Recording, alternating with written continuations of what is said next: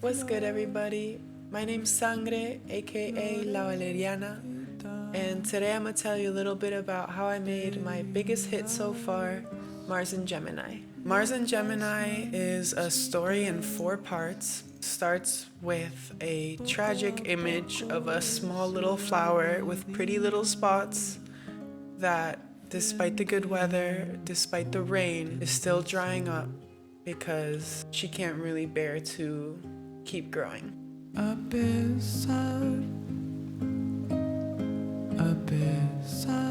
de las lluvias, la linda flor se marchita. However, before she fully dries up, before she's fully gone, we have a really important moment of transformation. There's this guitar solo that kind of guides you through this moment of transformation. It almost feels like a dance, it almost feels like a coming alive.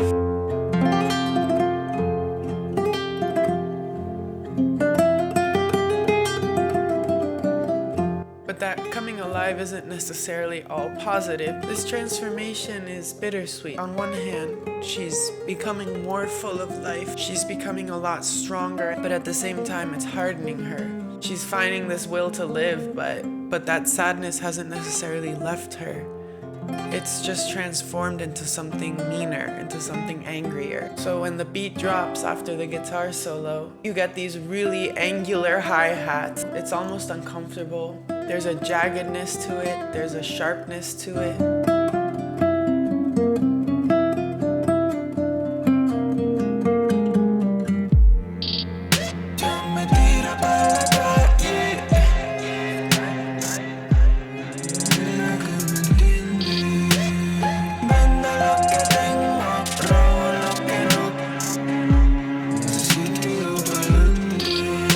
Describes her story that she throws herself to the streets. She sells what she has, she steals what she doesn't. She dreams of earthquakes, cities being toppled to the ground.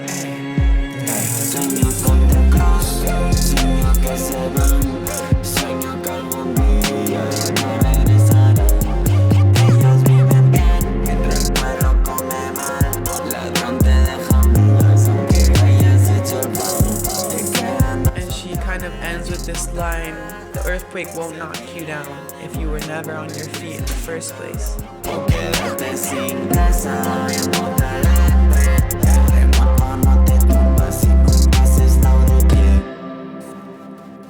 Then there's another kind of moment of transformation where you get a cello solo, and this time we're entering a totally new space, led by the amazing Lovelind, hands down the best vocalist I've ever worked with. And she narrates a story of tragic triumph. It's not a pure victory, she hasn't overcome every problem in the world or anything like that, but despite all these obstacles, she's grown to a place where she can find beauty even in a tragic world. She holds her femininity sacred. She stands up tall, even when everything's trying to bring her down. She's still coming out on top. I've grown off bended knees. Lessons ain't heaven sent when it comes to me.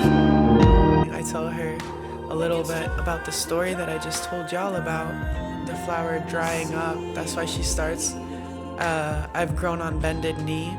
Dancing in chaos, in a place I call mine. Yet the world's steady provoking the devil right out of me. She says, yet the world's steady provoking the devil out of me. Same kind of idea. The world provoking the worst parts of you, trying to not let those parts come out when everything's fighting against you, and instead turning that into something beautiful. I had never worked with a voice like hers. So there's one part when she's singing the word spine where the microphone clips.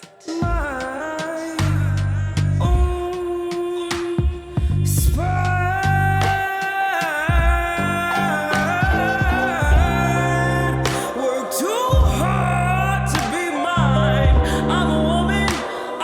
clips, I asked her, do you mind if we punch that in?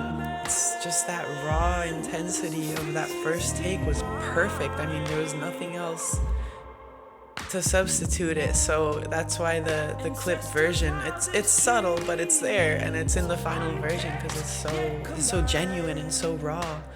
With kisses from honeysuckle trees and sweet memories of time, I've grown up bending knees, blessed in heaven said when it comes to me, making strides I never seen. Dancing in chaos in a place I call mine. Get the world. Because I keep the vocal really raw. I just wanted that feeling that she's right in your ears. I'm a woman. I'm a woman. I'm a woman who's fiercely mine. Who's fiercely mine. Yet the world. Even after an almost 8-minute song, it still feels almost unfinished, like it's just hanging in the air. Out of me.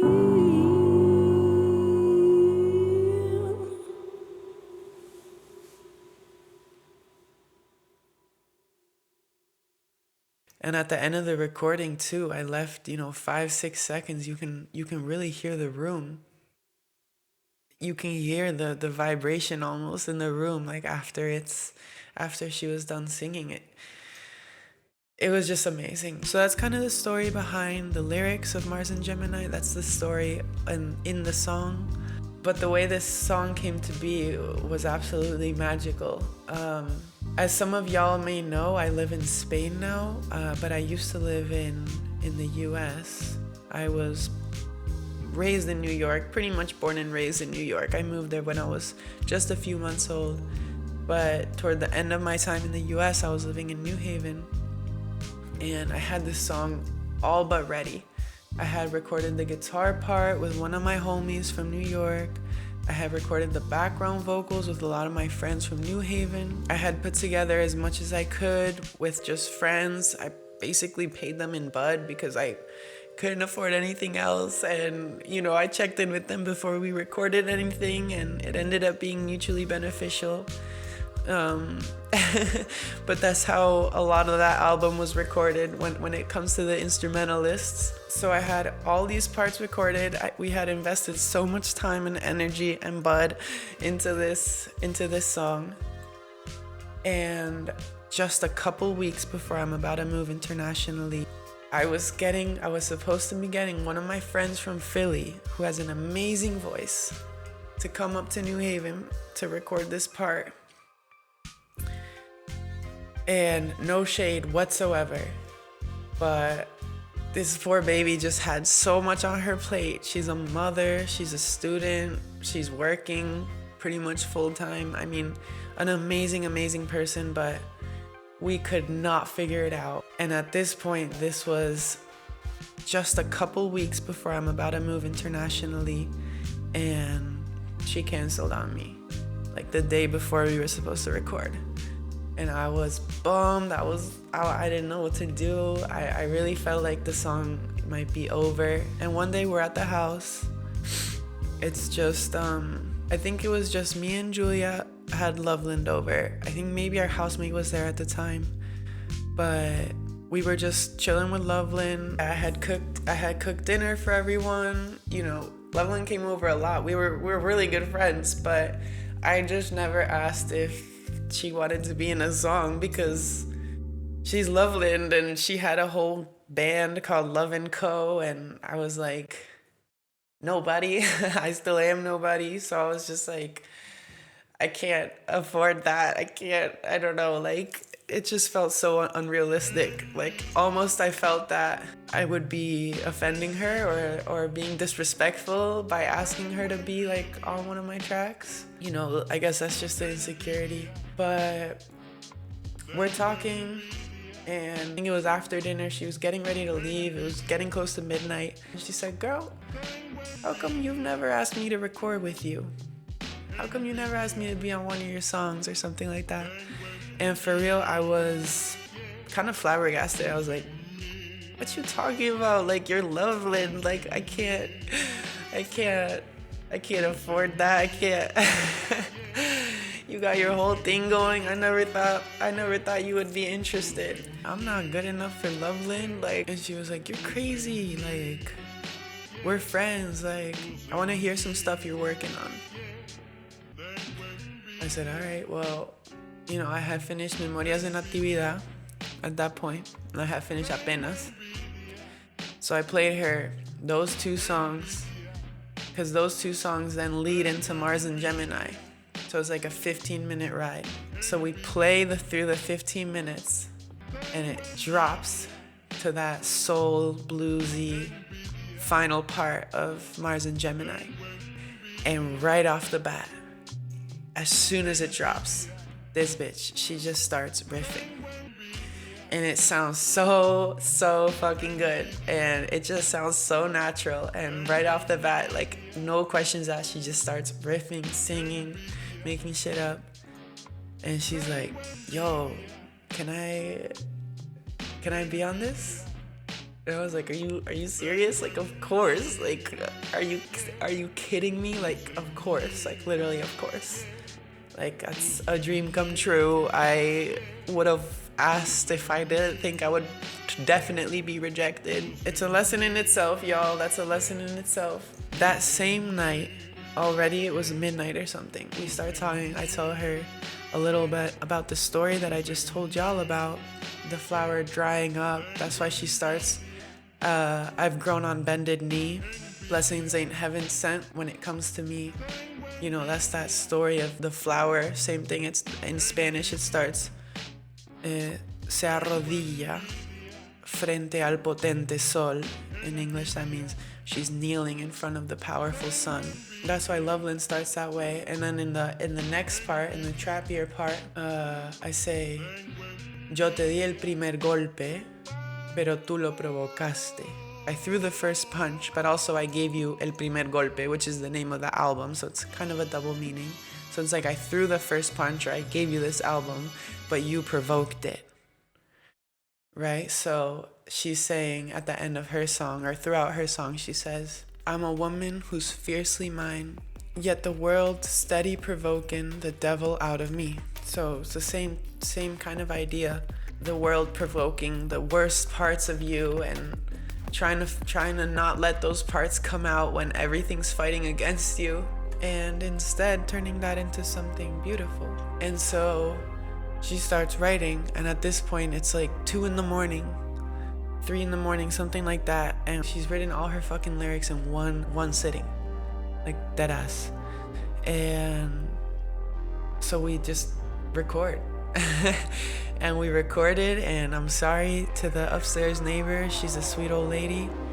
I never did shit like that, so, you know, it's a one-time thing. But we recorded, and that's it. That's history. Like, her first take was perfect. I mean, we ended up punching in like one thing or two things that she didn't like how she pronounced, but that is literally it. Like, it was one take.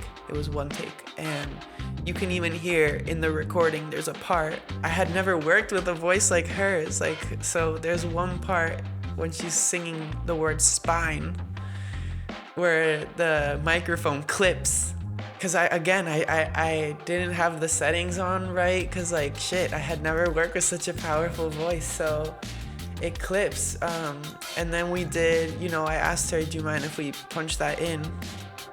Whatever, but I was comparing the two versions, and it's just that raw intensity of that first take was perfect. I mean, there was nothing else to substitute it. So that's why the clip version, it's subtle, but it's there, and it's in the final version because it's so amazing and also and so genuine and so raw. And at the end of the track too, you know, because I keep the vocal throughout that section really raw. I didn't even double it. I barely even, you know, modified it. I just wanted that feeling that she's right in your ears. And at the end of the recording too, I left, you know, 5-6 seconds. You can really hear the room. You can hear the vibration almost in the room, like after she was done singing it. It was just amazing. After that, I just brought everything I could to Spain with me and worked on mixing that song and the background vocals. It was like 36 background vocal tracks. Also, for context, I recorded all of this on my laptop. Mars and Gemini was such a big track that I couldn't actually have it all open on my laptop. I had four different Ableton projects for just Mars and Gemini. I had one for just the background vocalists. I had one for when we recorded the guitar. I had one for all the instrumentals. So like I exported everything and, you know, I had one for just the instrumentals and the beat and everything. And then I had one last one for my vocals. And in order to turn that into like a final track, I had to basically export everything like one at a time, update each project, and then make a flattened fifth final version. So, you know, even given those limitations, I think that's part of why it took me so long to mix and so long to really polish up and finish. I did get a lot of help from my friend, one of my best friends in the whole world, Andy. He did the masters on all the tracks from that album. So bless his heart. But basically the whole project was done on a laptop. So yeah, yo. That's kind of, yeah, yo. See me, I'm saying, yeah, yo. That's from Lovelind. That's from Lovelind. She always says, yeah, yo. So yeah, yo. That's kind of the story behind Mars and Gemini. One of my favorite songs I've ever produced, I've ever had the pleasure to work on people with. At the end of the day, I just got to record with so many different people for that track that it's just deeply nostalgic for me, and I think it's one of my favorite songs ever, honestly, if I'm allowed to say that myself. And I'm really grateful I got to share the story with y'all a little bit. Definitely let me know if you enjoyed this.